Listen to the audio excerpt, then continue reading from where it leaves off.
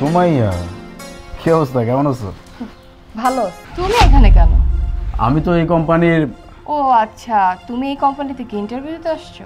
শোনো, আমি তোমাকে বলি কি জানো, ইন্টারভিউ দেওয়া বা অফিসে দৌড়ানো এগুলো বন্ধ করে দাও। এই যে গেট আপ নিস তো, এই গেট আপ না সারা জীবনে যে ফাঁকা পকেটে নিয়ে ঘুরতে হবে, কিছু করার নাই বুঝছো। তোমার পকেটে তো জীবনে টাকাও আসবে না, আর তুমি কিছু করতেও পারবে না। ভাগ্যেশ তোমার মতো একটা ছেলেকে ছেড়ে আমি চলে আসছি, নাহলে আমার লাইফটা কি হতো, এখনো না খেয়ে থাকতে হতো। হ্যাঁ ঠিকই বলছো, কি করবো বলো, জীবন তো অনেক কঠিন, জীবনটা তো চালাইতে হবে। পেট যেহেতু আছে, খাওয়া তো দরকার নাকি, পেট চালানোটা দরকার। এই জন্য ছোটোখাটো একটা চাকরি খুঁজতেছিলাম আর কি। তুমি না একদম ঠিকই বলছো, জীবনটা আসলে অনেক কঠিন। জীবনে বাঁচতে হলে, ভালোভাবে খেতে হলে টাকা পয়সা অর্থ সম্পত্তি খুবই দরকার, কিন্তু তোমার কোনোটাই নেই। তোমার জন্য আমার অনেক আফসোস হচ্ছে। কেন জানো, তুমি এত বছরের কিছু করতে পারোনি।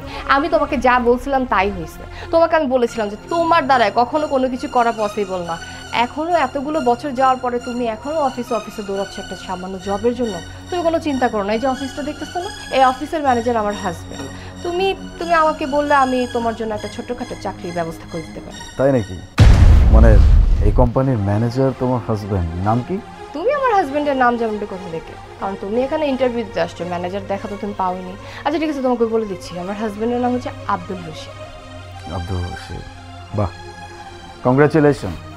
এটা দেখে অনেক ভালো লাগতেছে যে তুমি এখন অনেক ভালো আছো। আমাকে ছেড়ে দিয়ে তুমি অনেক ভালোই করছো, নয়তো এত বড় একটা কোম্পানির ম্যানেজারের সাথে কি তোমার আর বিয়ে হতো? আমার না অনেক ভালো লাগতেছে আজকে, সত্যিই বলতেছি। সব কিছু মিলিয়ে আমি অনেক খুশি। এই তুমি চলে আইছো? স্যার স্যার আসসালামু আলাইকুম। স্যার আপনি কি বাইরে যেতেছেন নাকি? এই দাঁড়াও, তুমি কি পাগল হয়ে গেছো নাকি? ওর মতো একটা ছেলেকে তুমি স্যার কেন বলতেছো? আরে এটা তুমি কি কইতাছো? স্যারকে স্যার বলবো না তো কি বলবো? মানে? উনি হচ্ছে এই কোম্পানির মালিক। শুধু এই কোম্পানির মালিক না, উনি আর 10টা কোম্পানির মালিক। তোমাকে আমি বলছিলাম না আমার স্যার অনেক ভালো মনের মানুষ, আর উনি হচ্ছে আমার স্যার। থাক রশিদ সাহেব, আর কিছু বলতে হবে না। এবার বুঝতে পারছেন আমি এখানে ইন্টারভিউ দিতে আসছি নাকি এই কোম্পানির মালিক হবে? হয়তো বুঝতে পারছেন, কারণ আপনার স্বামী তার নিজের মুখে আপনাকে সব কিছু বলছে। হ্যাঁ, আমি এই কোম্পানির মালিক। শুধু এই কোম্পানি না, আরও 10টা কোম্পানি আছে আমার। আপনি ঠিকই বলছেন, আপনি আমাকে ছেড়ে যাওয়াতে অনেক ভালো হয়েছে। তবে আপনার কতটুকু ভালো হয়েছে সেটা আমি জানি না, আমার অনেক ভালো হয়েছে। আমি ভাবছিলাম আপনি চলে যাওয়ার পরে হয়তো আমি আর বাঁচব না, কারণ আপনাকে আমি অনেক বেশি ভালোবাসতাম, অনেক বেশি ভালোবেসে ফেলছিলাম। আপনি যখন আমাকে ছেড়ে চলে গেছিলেন, আমি কোনো কুল কিনারা পাচ্ছিলাম না, আমি ভেবে পাচ্ছিলাম না যে আমি কী করব। আপনি আমাকে কেন ছেড়ে চলে গেলেন? আমার টাকা নাই, আমি বেকার, আমার কোনো কর্ম নাই, এই জন্য। তারপর আমি নিজের মনে মনে একটা জিনিস ঠাই করে নিয়েছিলাম, আজকের পর থেকে আমি শুধুমাত্র টাকার পেছনে ছুটব। আজকের পর থেকে আমি শুধুমাত্র টাকার পেছনে ছুটব, অন্য কোনো দিকে আমি তাকাবো না। তারপরে আমি একটা চাকরি নিই, ছোট একটা চাকরি থেকে এতটুকু করে মাইনে পেতাম। সেখান থেকে আমি অল্প অল্প করে কিছু টাকা জমিয়ে ব্যবসা দাঁড় করানোর চেষ্টা করছি। হ্যাঁ, প্রথমে অবশ্য আমার ব্যবসাটা অনেক ছোট ছিল, কিন্তু তারপর আস্তে আস্তে আমার পরিশ্রমের দ্বারা আল্লাহর রহমতে আজকে আমার কাছে কোনো কিচ্ছুর অভাব নাই। আজকে শুধুমাত্র আমার কাছে একটা কোম্পানি না, 10টা কোম্পানি। 10টা কোম্পানির মালিক আমি একা। ওই যে কথায় আছে না, পরিশ্রম সৌভাগ্যের চাবিকাঠি। আপনি চেষ্টা করে যান, দেওয়ার মালিক তো আল্লাহ।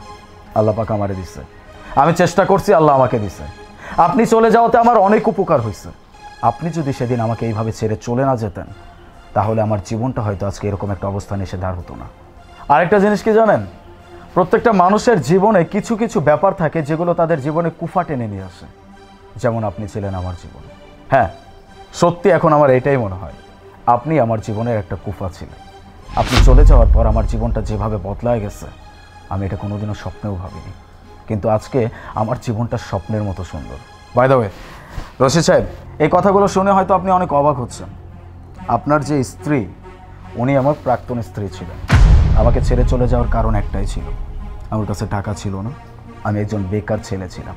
বাই দ্য ওয়ে, আপনাকে ছোট্ট একটা সাজেশন দিয়ে যায় আজকে, জীবনে যাই করেন না কেন, কখনো আপনার পকেট খালি হওয়া যাবে না। যেদিন আপনার পকেট খালি হবে, আল্লাহ পাক ভালো জানেন, সেদিন এই মেয়েটা হয়তো বা আপনাকেও ছেড়ে চলে যেতে পারে। যাই হোক, গুড লাক। আমি তাহলে আমার কাছে যাই, আপনার ওয়াইফ আসছে, ভিতরে নিয়ে একটু অ্যাপয়েন্ট করুন। আল্লাহ হাফিজ। আচ্ছা ঠিক আছে, চলো ভিতরে যাই। ভিতরে? কোন ভিতরে? তোমার তো ভিতরে নেওয়া যাবে। এই স্যারের মতো একটা ভালো মানুষের সংসার তুমি করতে পারলে না, কিন্তু আমার সাথে কিভাবে সংসার করবে? আজ বা কাল আমার পকেটে তো টাকা না থাকতে পারে, সেদিন তো তুমি আমাকে ছেড়ে চলে যাবে। তাই আমি সিদ্ধান্ত নিছি, সেদিন তুমি ফেলে চলে যাওয়ার আগে আমি তোমাকে আজকে ছেড়ে দিব। আরে তুমি কি বলতেছো এইসব? তুমি এখান থেকে চলে যাও। আমি কি ভুল করলাম? যে মানুষটা আমাকে এত ভালোবাসে, টাকার জন্য সেই মানুষটাকে ছেড়ে চলে আসলাম। আর এখন আমি আমার ভুলের জন্য পস্তাতেছি। আমার মতো এরকম ভুল যেন কোনো নারী না করে।